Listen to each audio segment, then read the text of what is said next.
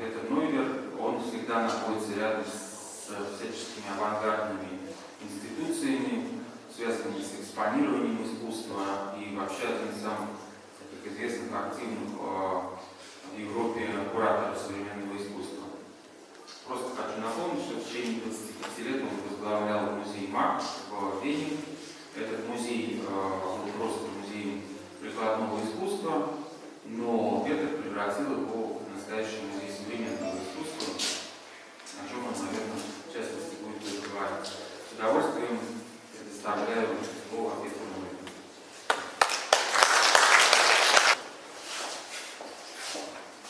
So, I want to thank you, Vladimir. I want to thank you for the invitation. I think it was quite a challenge coming here. Coming here for a jury is a very exotic issue. To have that what you have on the street, to put it in the museum, street art museum. So this is very heavy contradiction. And it is a big challenge for everybody, for the architects, for the jury, and also for the man who wanted to realize it. Прежде всего, я хочу поблагодарить Владимира за то, что меня пригласили сюда в качестве члена жюри. Для меня это была такая непростая задача, даже несколько экзотическая, потому что речь шла о том, чтобы соединить несоединяемое, поместить уличное искусство, стрит-арт в музей, что само по себе уже, сама идея заключает в себе некоторое противоречие, и перед членами жюри, как и перед архитекторами, стояла очень сложная задача. So, first of all, what I understood, we have are in a hurry. We have to make this lecture as short as possible. I don't know how this can work, but I will try. I will try my best. And the idea is just to give you a little overview of what I'm doing. Ну, мне сказали, что я должен максимально коротко все вам рассказать. Я еще не понимаю, как это получится, но посмотрим. И я в своей лекции постараюсь дать вам некий обзор того, чем я занимаюсь. So, I think it's helpful if just a little, very short statement on art, on my understanding of art. И начать я бы хотел с такого короткого заявления, изложения того, что я в целом думаю об искусстве. Сейчас кто-то прочитает, я после того, как он прочитает, перейду. So, a dedication to new art comes from curiosity about what is going on in contemporary art. But my specific interest is always the side of art as a manifestation on the here and the now. Yeah, I'm fascinated with art that can create a context and influence social consciousness. The most interesting thing for me when working with an artist is the creation of a space that did not exist before.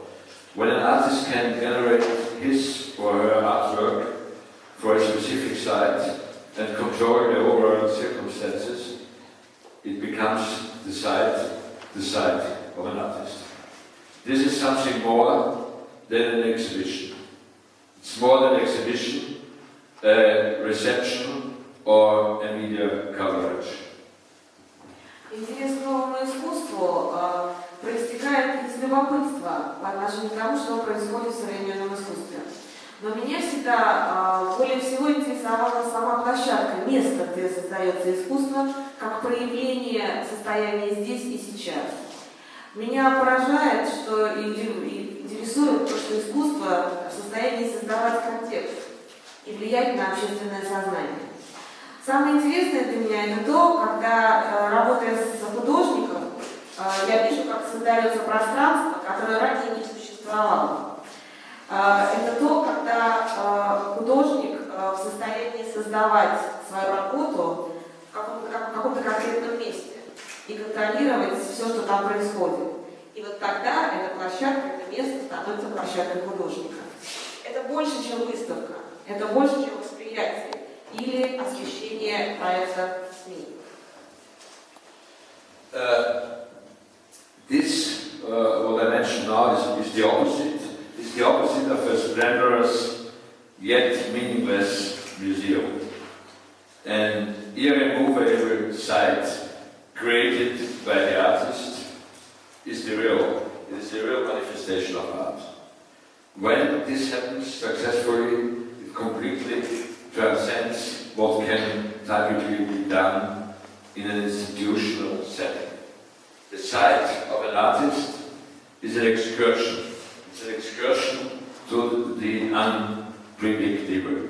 There is a lot to learn as a curator, and it is also new. It can be new for the artist. It doesn't work every time, and it is always an experiment. But I think art without an experimentation would not work. And an art institution without experiments is not an art institution anymore. То, о чем я говорю, это противоположность прекрасному, шикарному и в то же время бессмысленному музею. Стационарная площадка, созданная художником, и есть истинное проявление искусства. Когда все получается успешно, это совершенным образом меняет и отличается от того, что обычно делается в каком-то учреждении, музейном учреждении. Художественная площадка, площадка, преображенная художником, это путешествие в непредсказуемое. Искусство без эксперимента не работает. И художественная институция, в данном случае музей, не экспериментирующий, без экспериментов, перестает быть художественной институцией. If you run an institution, you have to run it outside. You have to go from inside to outside. If you are in a community like Vienna, you must also pursue and advance your own interests. Of course, these interests are personal, not democratic. But nowadays you cannot show anything anymore. Instead, as a first step, you are expecting to bring people together for discussion about what to do, and these conversations lead nowhere. So I think it is critically important for individuals to retain the right to promote their interests, bring new things forward, and create the discussion afterwards. Когда управляешь каким-то учреждением или институцией, то управлять им приходится снаружи. Надо выйти изнутри наружу. Когда живешь в городе или в каком-то сообществе типа Вены, приходится отстаивать и проводить в жизнь свои интересы. Естественно, это интересы личные, а не демократические. Но сегодня ничего уже больше нигде нельзя показывать никаким образом. Вместо этого ожидается, что сначала ты соберешь людей, вы будете все обсуждать, что делать дальше, а эти разговоры, они ни к чему не ведут. Поэтому я думаю, что жизненно важно, чтобы люди, личности сохраняли право отстаивать свои интересы, предлагать нечто новое и тем самым инициировать дискуссию. From time to time, I'm working on my own project. This is a recent project which is on construction. I do this together with an Austrian artist, Alfredo Basulia. And the idea is the pool. It's called the social pool. And as you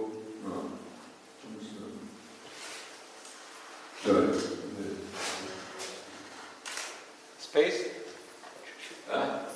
Space button. Space button. It has to finish here. No, there's no space left. Okay, I'm sorry.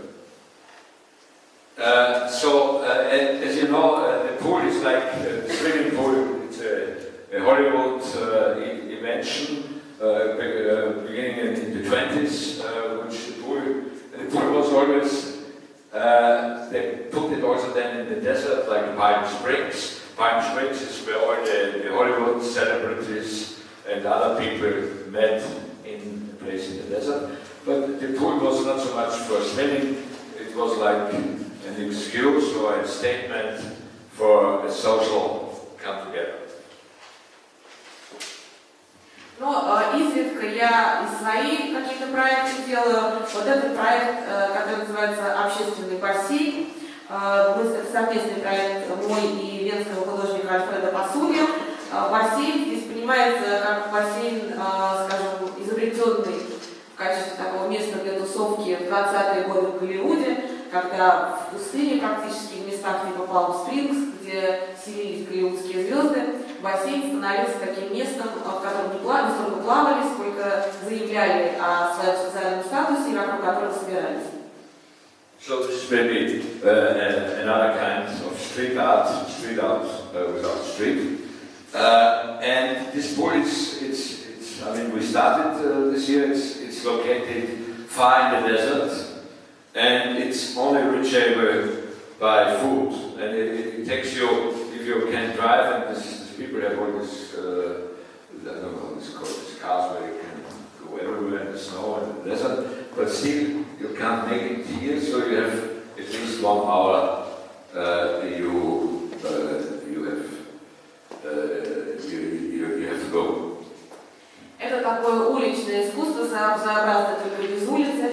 Начали строительство этого бассейна в этом году, он расположен действительно в такой пустыне. Добраться туда можно только пешком, но, может быть, даже на вездеходе не доехать. Чтобы дойти до этого бассейна, надо пройти как минимум час пешком.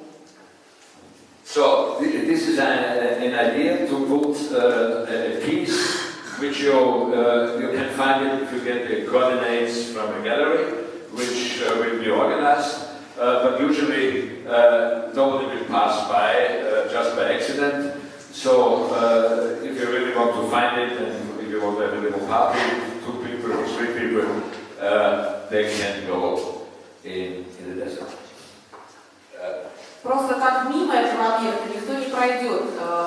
Можно будет получить координаты, где он находится в галерее, и отправиться туда самостоятельно. Ну, скажем, если люди решают там вдвоем там вместе провести время, то им придется отправиться туда, взяв координаты. So this is just show you very quick another project I did personal by myself. It's a very personal project. It is in a very special landscape, a landscape in the east part of Austria, very close to the Hungarian border, and this is the opposite of the Austrian cliché, there are no mountains. This is like a pusta, this is a quarry, Austrian environment. Еще один проект, это уже мой личный проект, очень личный. Он расположен в довольно специфическом ландшафте. Это Восточная Австрия, ближе к венгерской границе. Пейзаж там совершенно не похож на типичный австрийский пейзаж. Нет гор, там много виноградников, озера, так что это очень необычное место для Австрии. And it is a step-by-step, I would say it is a step-by-step confrontation with the nature in a certain way, if I may say that, I fall in love. And I think nature, in a society like ours, you have to find a dialogue. And this is all about. It is not so much a land art project in the usual conceptual sense, because that's what I mentioned. It's a step by step, and this is the first thing what you have to build, of course. If you do something, you have to make a toilet, and it's called the toilet with a concrete plateau. It's of course the toilet, it's a double-seater, which is of course necessary. Nobody wants to sit alone on the toilet. And on the other hand, you have also stairs that you really have the chance to climb up to the toilet, and it is a dry toilet, and you have to wash your body and your hands. You have of course water, but need water on the country for putting away. You will translate better than I say. Смысл этого проекта, который не является в концептуальном смысле таким типичным лендап-проектом, это постепенное формирование, постепенное складывание диалога с природой, которое нам в современной ситуации, в современной жизни очень необходимо. И это такой пошаговый проект, и первый шаг, когда мы что-то строим где-то в деревне, это обязательно должен быть туалет, это вот такой бетонный туалет, там есть даже 2 сидения, чтобы было не скучно, потому что в одиночку, конечно, скучно сидеть в туалете, да, на горшке. Есть лесенка, которая ведет. Can somebody look? Maybe it's... There's some contact.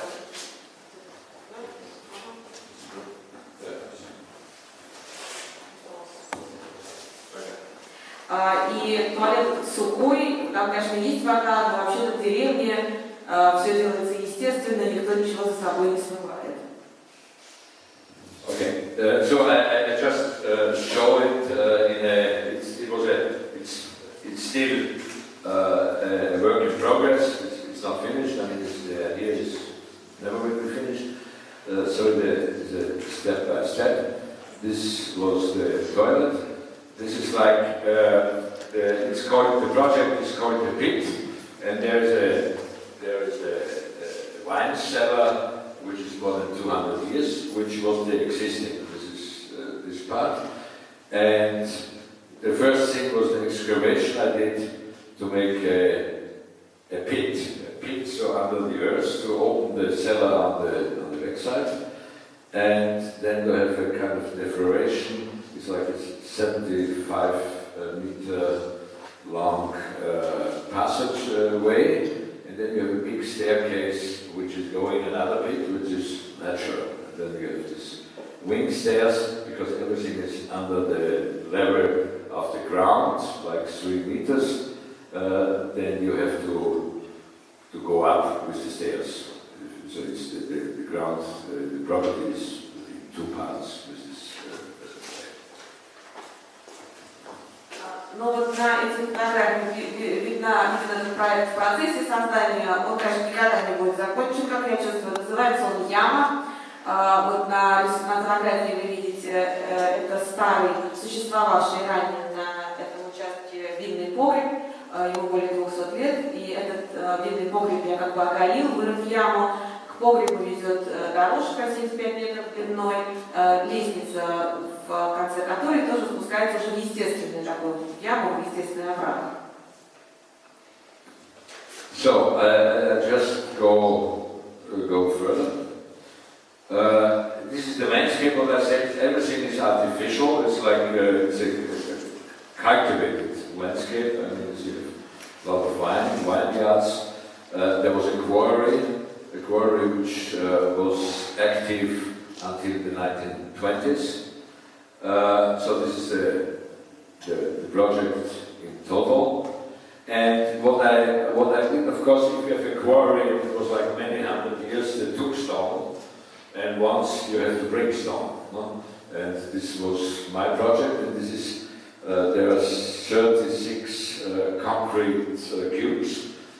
Each one has 2.5 tons, and we placed it here next to the quarry. This was 10 years ago, 10 years ago.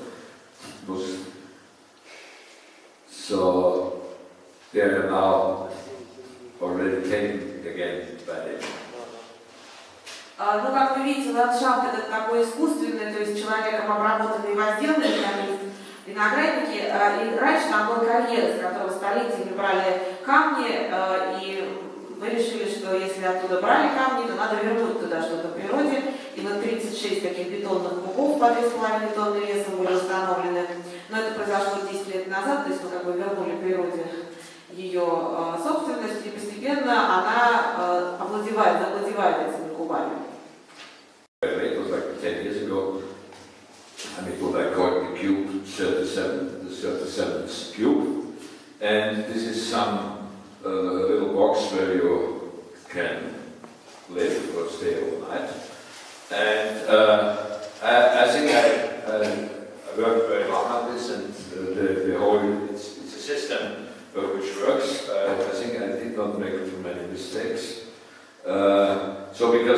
like all the event rooms are outside, and it's very small. It's a cube, 7 to 7 meters.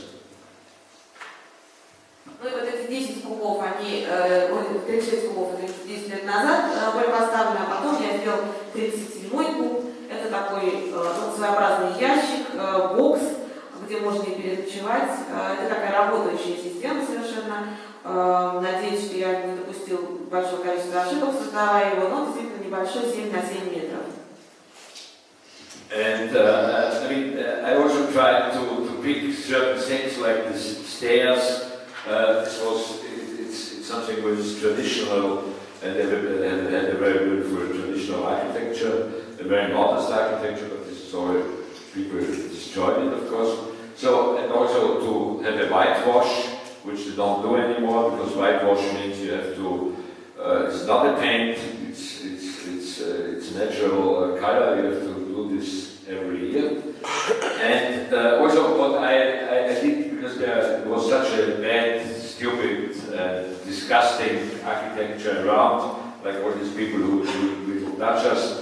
So, and there is the lake, here is the lake, and I did not make any windows to the south, so that people were a little bit astonished, and they call it the electric power station, because there are no windows, because everybody wants a big window to see the lake. Вы видите, что в доме есть такие детали более традиционные, как, например, вот эта лестница, такие скромные, неброские архитектурные детали. Дом побелен, рубленые стены, что тоже перестали люди уже делать. Это не краска, подразумевается, что белить его надо каждый год.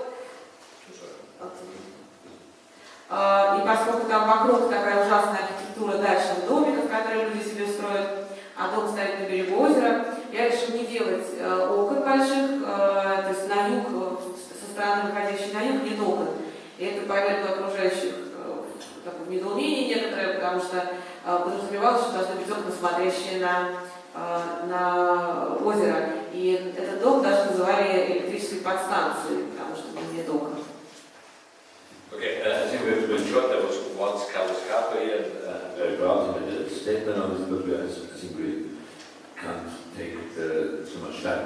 At this time, when I was working on this project at Pitt, I also used to make every year a New Year's poster with a statement.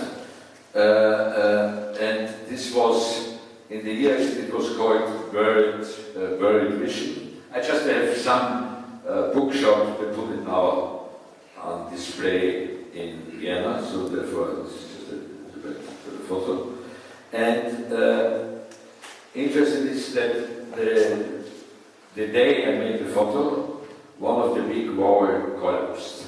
So this is always, it's interesting what you can do and what you can't do in life.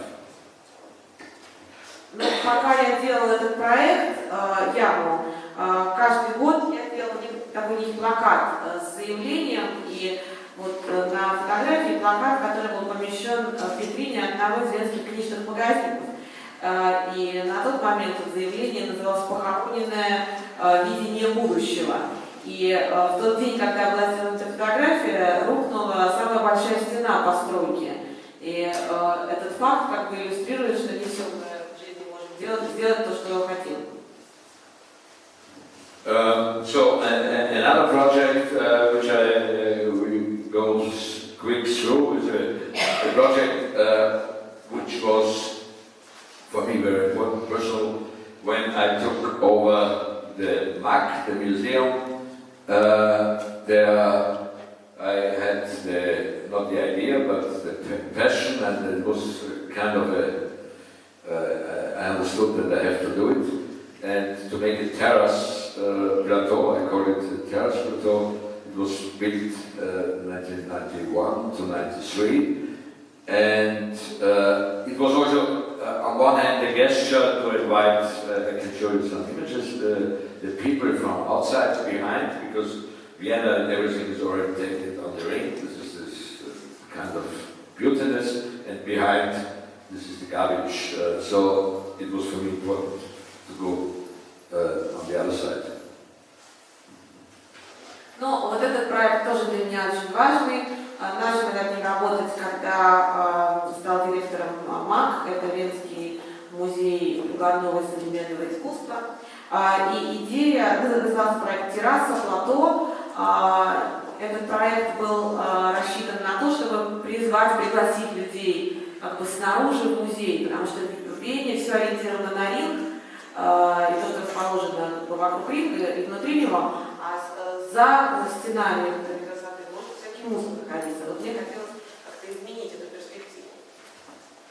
So this was also a link between the school, the University for Applied Arts in Vienna, because these buildings are next to each other, and this was like the link in between. And then there was a big protest against me, the mayor, and also the architecture community, because they said, how comes that the director is going now and build? This is no way. And but I was sure that I have to do it, whatever will come. And then one of the idea out was to ask my friends, international, and people I appreciate, or I appreciate the work. One was Raymond Abraham, and they made projects. They made to make it clear for a politician, the politician never understand anything, make it clear that this is not only selfish demonstration, it also can be, I wouldn't say used, but it also can be take place for some presentation of architects. Но эта терраса также служила неким связующим звеном между музеем и школой, университетом школы прикладного искусства. Однако, когда мы начали этот проект, начались бесконечные протесты со стороны правительства, со стороны мэра, возмущалось архитектурное сообщество, задавая вопрос, что это возомнил о себе директор музея, который собрался что-то строить.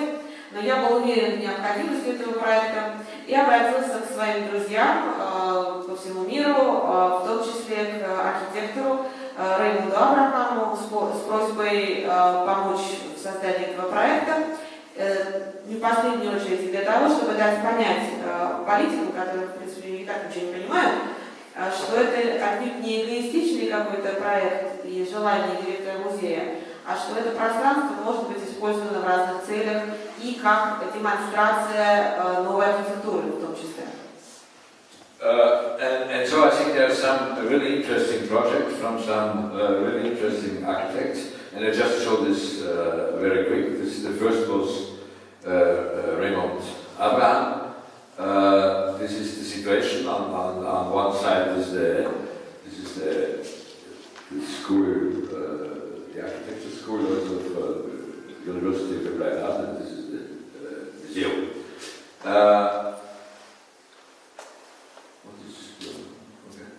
Then I also did we had an exhibition on architecture at the Stalin era, 1994. It was called Tyranny of the Beauty, and then we invited Ilya Kabakov, and he put a huge installation on the terrace plateau, the Red Wagon.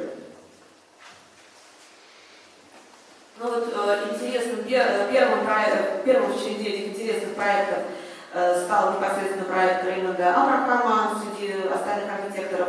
И вы видели на снимке, где примерно располагается эта терраса рядом со школой университетом прикладных искусств. Затем мы стали использовать это пространство для выставок. И одной из первых выставок стала выставка архитектуры сталинской эпохи, которая называлась «Тирания красоты». И для участия в этой выставке мы пригласили художника Илью Кубакова с его инсталляцией «Красный вагон». So this is just the environment of Sergei Einstein movie, The Battleship Potemkin. So this is the stairs which I also always was put my focus, my special interest. This was before finishing this construction site with Kabakov. Ну вот, там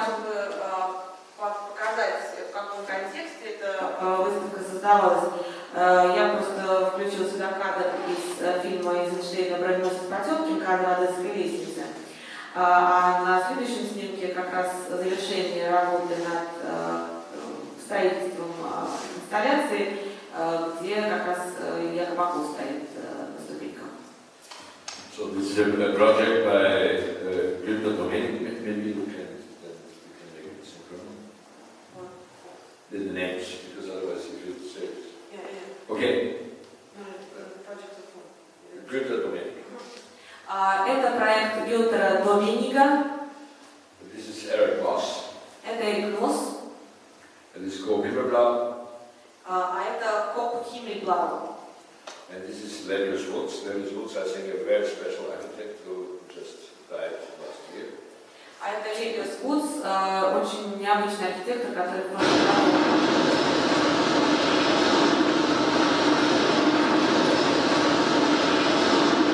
So another project which has a very strong interest on mine and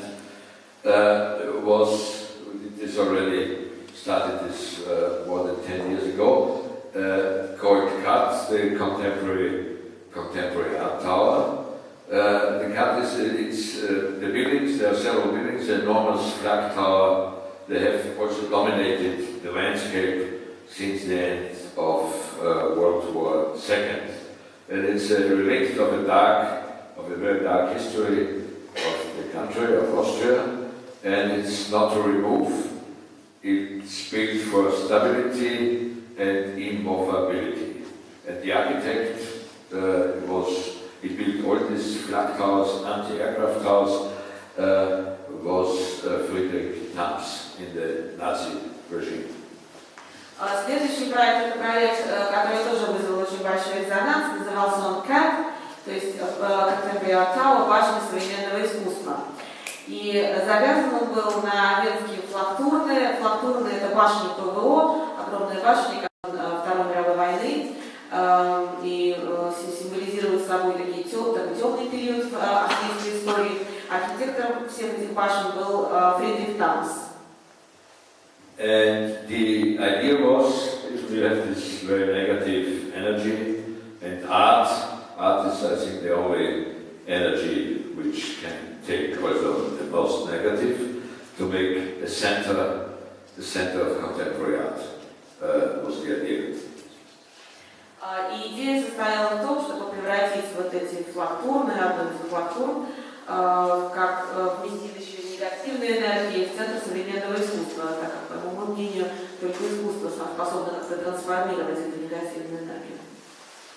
So it was used very carefully as a deposit, like a concept,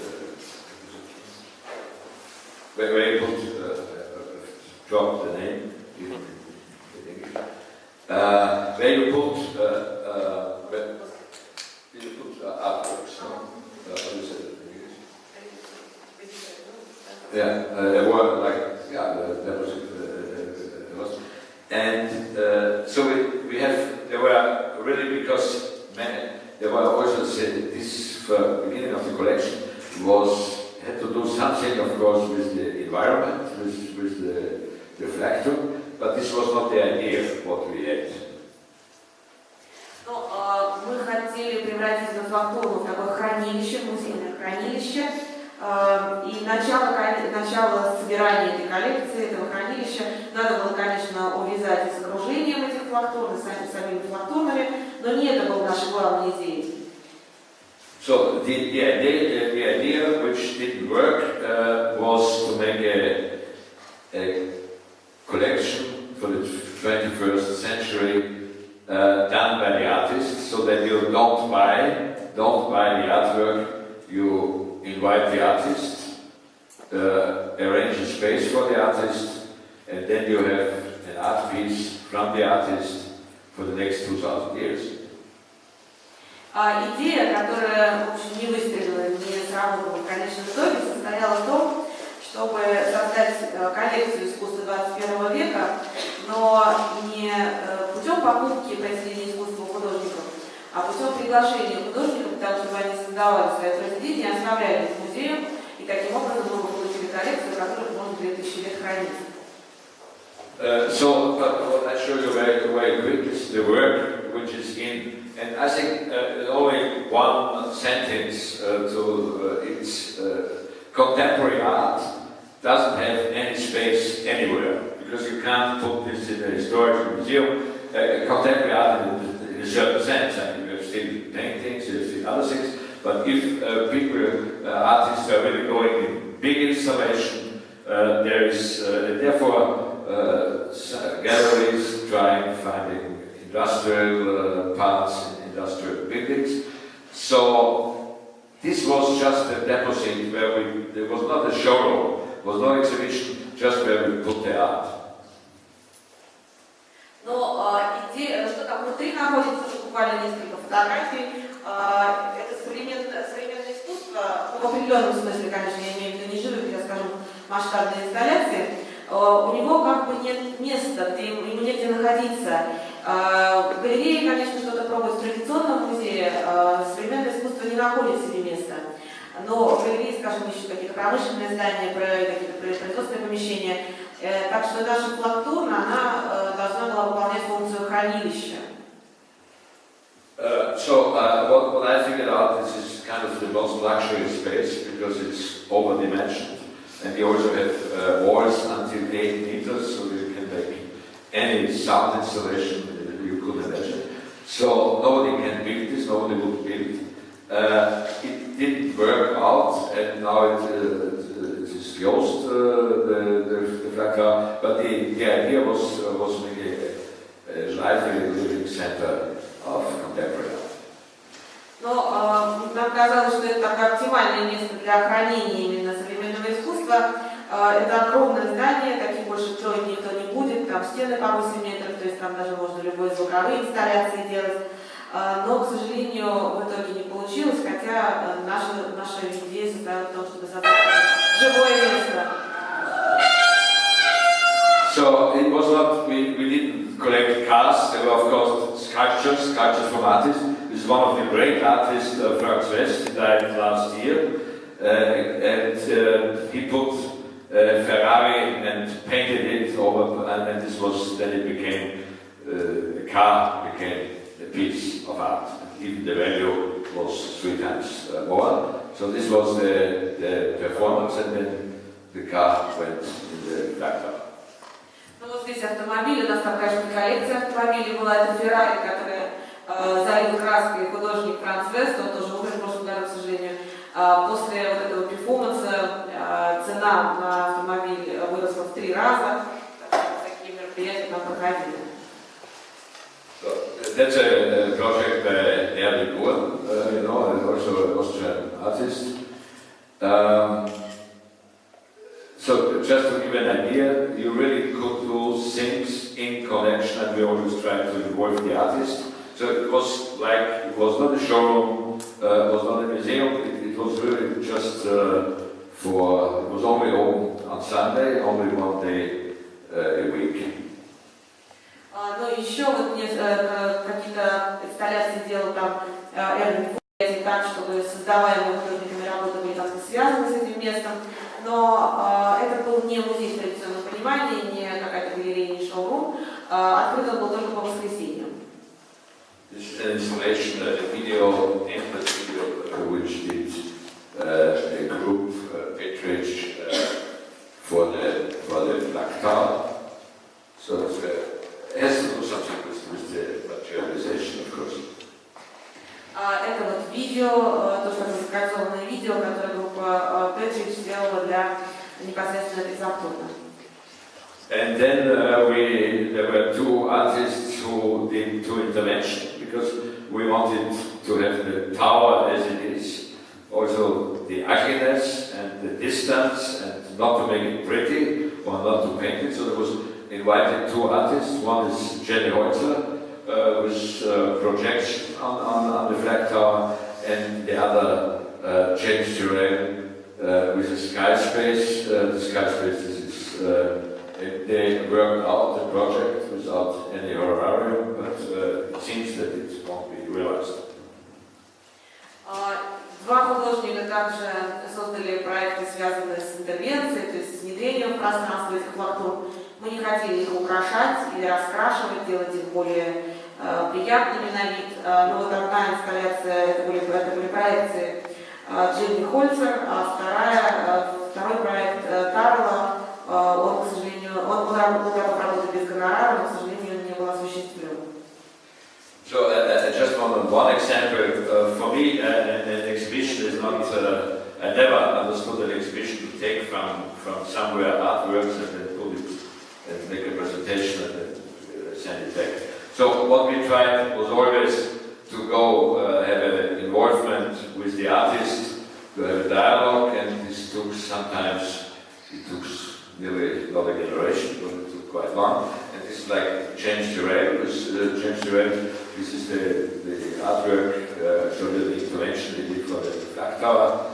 I met him the first time in Iceland, in Ireland, when he was in Ireland, 1993, and 1998 we made the first exhibition. So it took like 7 years. It was 7 years which I met all the time, not all the time, but I went to an exhibition he did.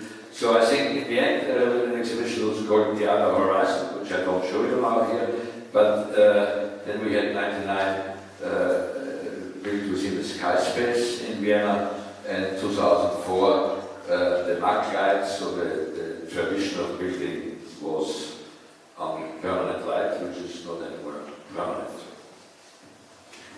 Мне непонятны выставки, для которых картины или произведения искусства где-то собираются, а потом привозятся. Моя задача, наша задача всегда состояла в том, чтобы привлечь художника, вовлечь его в работу и вести с ним диалог. Иногда на это уходит очень много времени. Вот Джеймс Тарл, Торл, господи, по-моему, Тарл, сейчас я встречал. Он вот как раз осуществил эту интервенцию на платформу. Мы впервые с ним встретились в Исландии, где я работала над своим проектом в 1993 году. И потом, в 1998 уже сделали вместе первый проект, то есть практически 7 лет спустя. Этот проект назывался «Другой горизонт», правда, я вам здесь его показывать не буду. И еще мы делали с ним проект в 1999 и 2004 году. But I mean, to have an involvement with an artist, it also it brings the art, even if you can't show the exhibition and so on, but you bring ideas of the artist into the museum. And the biggest project he's doing, not for a museum, by himself, as I told Arizona, United States, it is this site where he put all his apparatus for the perception of light he could realize. Но иногда работа с художником подразумевает не непосредственное выставление его работы, но и просто возможность проникнуться его идеями.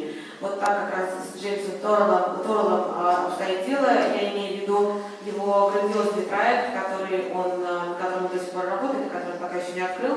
Это его знаменитый кратер Роден в Аризоне, такой своеобразный собор света, который он хочет превратить в место, в котором можно оптимально, наилучшим образом воспринимать различные проявления света.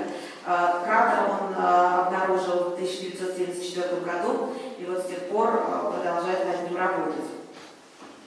Another exhibition which I think shows what I mean, what I'm thinking, or what is my intention by making shows with artists, is one of a very special artist, from my understanding, Guido Acconci, an American artist, and we made, after renovation, it was the first show after the building was renovated. It took, I don't know, 3 or 4 years, and then we invited Guido Acconci, and the exhibition was called The City Inside Us. Еще один художник очень интересный, который сделал свою инсталляцию как раз сразу после того, как здание музея было реконструировано и обновлено, это Вито Аккончи, и он открыл обновленное здание музея инсталляции «Город внутри нас». And what for me is really very important,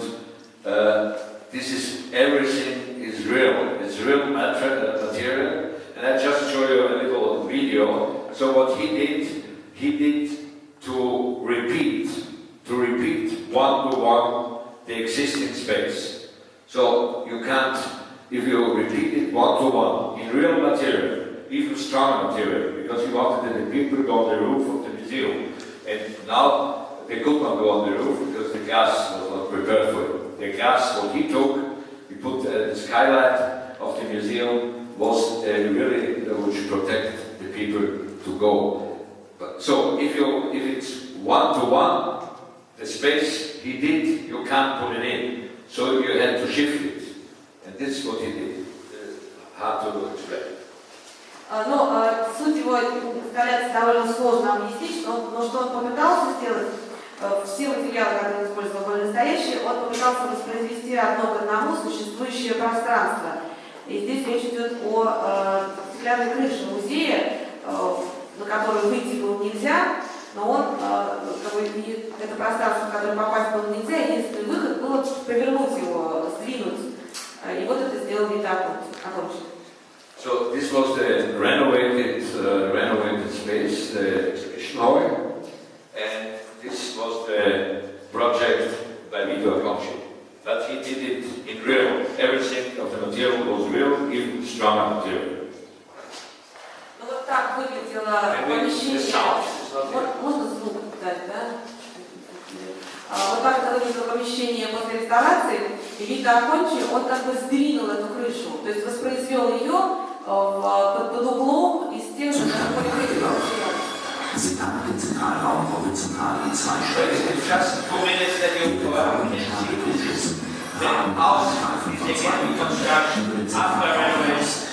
This was really important. Always better. Also show what it has happened.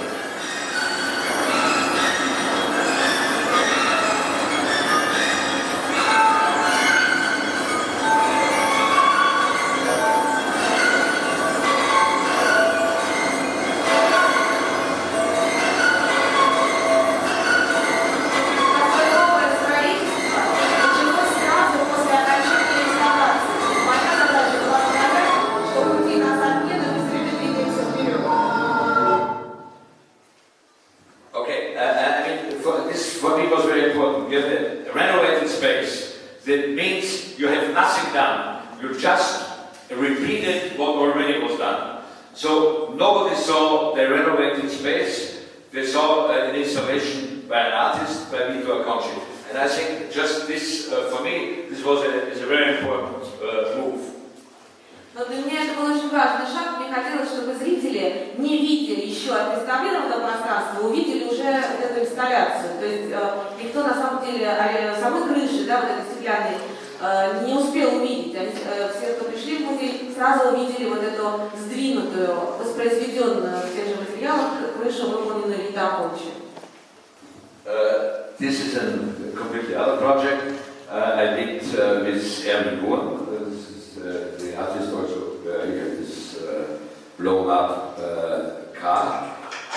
We did in the Biennale in Venice 2 years ago, 2011. His project, the narrow house, it's size 7 to 1.3 meters. So everything, this is like a little bit the house where he was raised, but everything is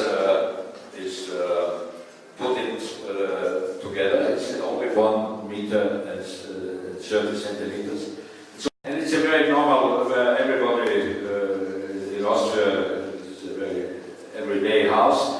But the Palazzo is next to the Palazzo Cavalli Franchetti in Venice. The Palazzo has no meaning anymore because there's nobody in the Palazzo who runs the Palazzo. So they're making events, they're making dinner, so there's not one who can run the Palazzo, so it's empty. So this kind of dialogue, I think, was, when it was at the Canale Grande, it was quite an interesting event.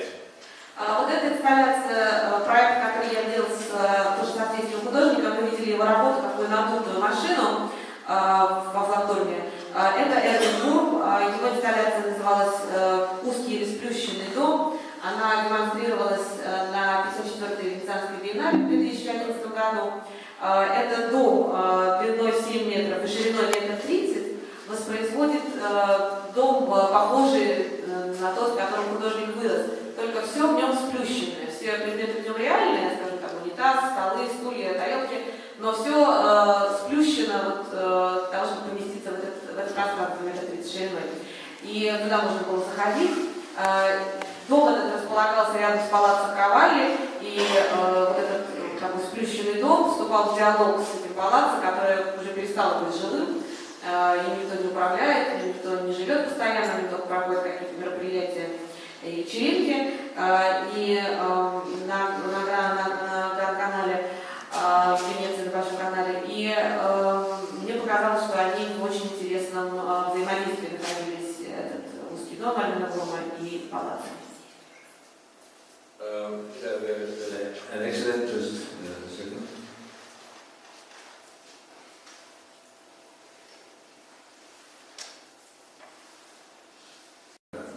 Okay, this was just, I think it's always the same structure I'm in, or what I'm interested in, really to, not just to make some images, to really have some main ideas to protect.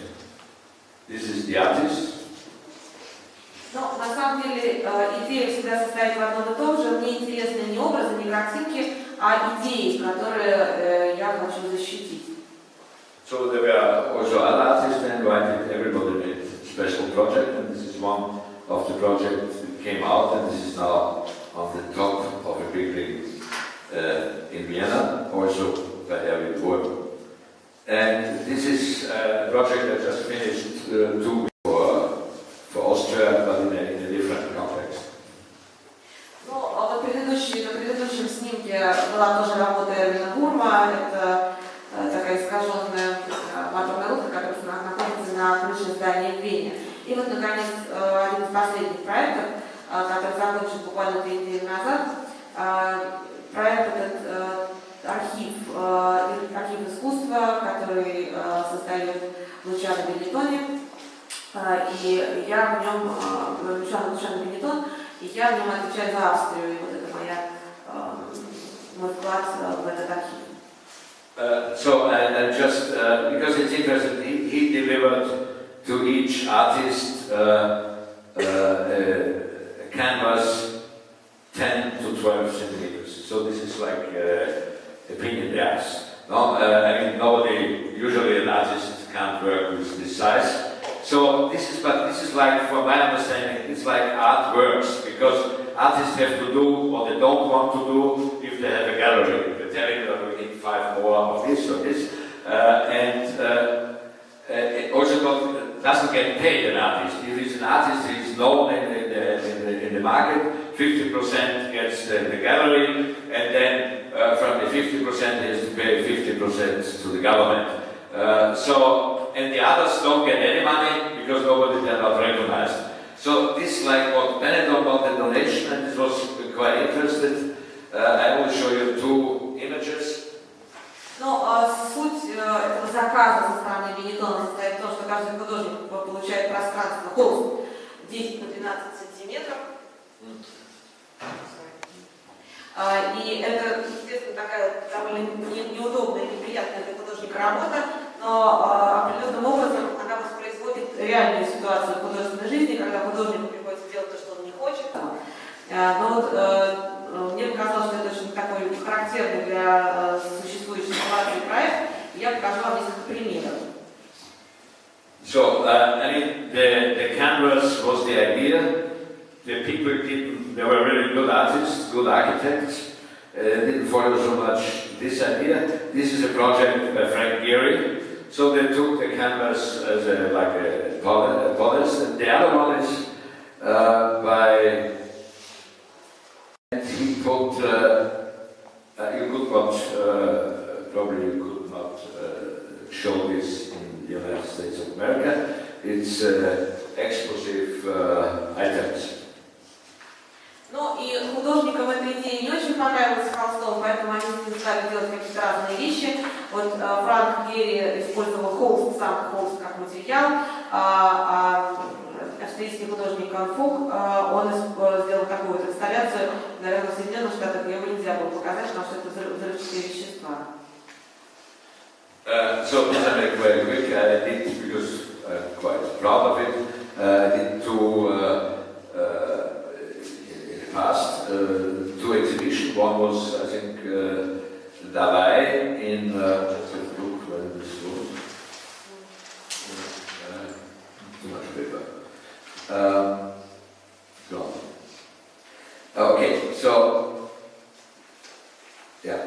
This one I did, the idea was to, this was in 2002 and 2003, we showed the exhibition in Vienna, Cheboksary is the capital of Slovakia, and in Berlin. And the idea was not to find the artist in St. Petersburg and in Moscow. The idea was with local curators to find a net, which I did also didn't know the artist before, and this is like it's 10 years ago. And I think there were a lot of artists which have now made, which are now quite known. Ну, вот эти выставки, сейчас очень хочу рассказать о нескольких выставках. Одна из них, которой я очень горжусь, это выставка «Давай». Это был такой проект, который был показан в Чебоксарах, столице Чувашии, в Берлине и Вене. Идея состояла в том, чтобы привлечь не столичных петербургских или московских художников, а художников местных и местных кураторов. Выставка получилась очень интересная, и она состоялась в 2002-2003 году.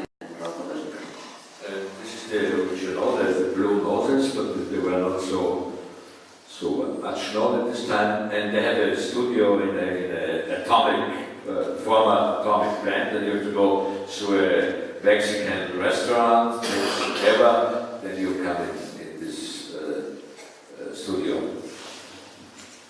Ну вот тут вы, может быть, узнаете представителей довольно известной сейчас, тогда не были такими известными, группы «Синие носы». У них студия была в таком бункере или вакуумном бункере, в который можно было попасть, пройдя через мексиканский ресторан.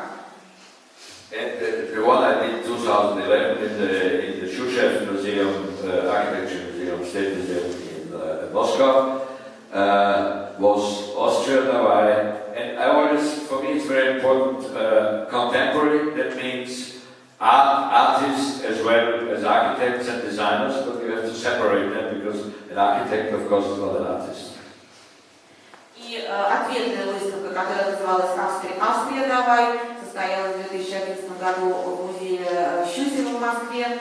И мне всегда хотелось, когда мы говорим о современном искусстве, показывать не только художников, но и архитекторов и дизайнеров, хотя надо понимать, что эти категории художников надо разделять, потому что архитектура это совсем иное. And I was just want to mention what it's always a sensation for me because like the Shushev Museum, it is not renovated, so you have really this kind of very raw space. And this is the best space, and there's no light system and all this, there's nobody needs, only maybe some curators. And I really think that contemporary art can breathe in such space. It was one of the best space you could imagine, and they still did not touch it. I don't know, maybe no money or whatever, but it works. It really works with contemporary art. И что мне очень понравилось в Щусевском музее, пространство, это музей, пространство оно внутри не реставрированное.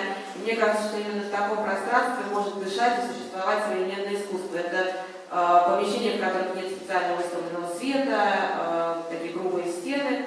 Но вот именно вот это грубое, необработанное, неоформленное пространство является оптимальным. So this was a solo show I did with Sergei Bugayev, Africa. 1995 was a big show. It was his first big solo show in Vienna. And he was going to Vienna. He understood that going to Vienna it's not so easy. You can't just take a plane and go to Vienna. a very tricky town, and so he went for 1 month in the exhibition was also called Crimea in the psychiatric hospital, and as a Это выставка, персональная выставка Сергея Бугаева в Африке в Вене, которая состоялась в 1995 году. Это была его первая выставка, и Бугаев Африка понимал, что Вена непростой город, это не просто город, в который можно сесть на самолет и прилететь. И поэтому выставка называлась Крым. Перед тем, как приехать в Вену, он месяц провел в качестве пациента, как простой пациент, в психиатрической лечебнице в Крыму, в санатории. Okay. So I just mentioned this because this is not just show something, so it takes, and I think it's very important, space and time, it is important, and you can't cut the space and you can't cut the time. Я просто остановился на этой истории, чтобы показать, что это не просто показ, что когда мы показываем искусство, речь идет не просто о показе каких-то работ, а речь идет о какой-то длительной подготовке, это пространство и время, и ни то, ни другое урезать нельзя. And he did a performance and an exhibition. It was 1 month there in the hospital with the patient. And I think this is also a history of this kind of Soviet Russian artist. И он провел такой перформанс и выставку, находясь в этой лечебнице. И мне кажется, что это такой очень интересный документ и искусство, связанное с историей России, советской историей. Being in St. Petersburg, of course, it reminds me always of the Mariinsky theater, and then I have the feeling it's not better than Vienna. Of course, there are more possibilities here in St. Petersburg as in Vienna, but it's also a very conservative part of St. Petersburg. And this is the project of Eric Moss, you probably know, but it didn't work. Ну и находясь в Петербурге, не могу не упомянуть Мариинский театр. Петербург, мне кажется, в плане консерватизма не лучше Вены. И на предыдущем слайде как раз был проект Эрика Мосса, который, может быть, вам знаком, но который, как вы знаете, не был осуществлен, проект Мариинского театра. So this is another intervention we did when was the central hall of the traditional museum of the MAC. It took about 7 years to renovate because they had paintings and everything was done. And I think once in a while in history, Magdalena Jettelova, and she made this installation, the domestication of a pyramid. This was 1992. Ну, еще один пример такой интервенции в пространство, в традиционное пространство, это интерьеры музея МАК, музея прикладного и современного искусства в Вене. Очень такой традиционный музей. На реставрацию этого пространства ушло около 7 лет, там были разные росписи, которые тоже нужно было обновлять. Но периодически надо биться за современное искусство. И вот в этом пространстве была выставлена инсталляция известной очень современной художницы Магдалины Етиновой, которая называлась «Одомашнивание пирамиды». So this was temporary, but it was not, of course, not easy because people usually don't like things like that. But I think it is important. I also could not go in my office for 3 months, but this was also hectic for myself.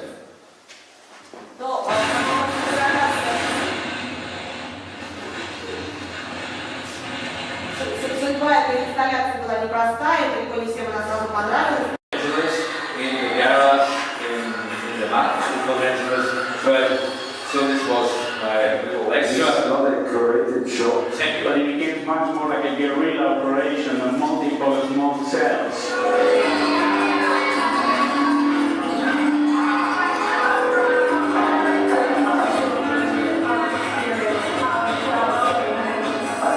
Chaos, and chaos is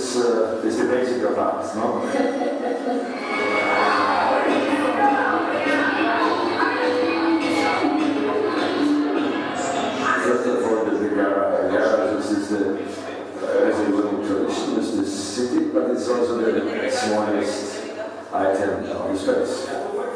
They're very strong artists. I think you have those out there, really remarkable artists, all of them, and they have a big respect to each one. And this is the only way that it can work. I think it's an open field. It's art, or it's architecture, it's design, yeah. And we are all in the same boat, yeah. And to have a discussion in an interesting atmosphere. LA is an interesting meet point.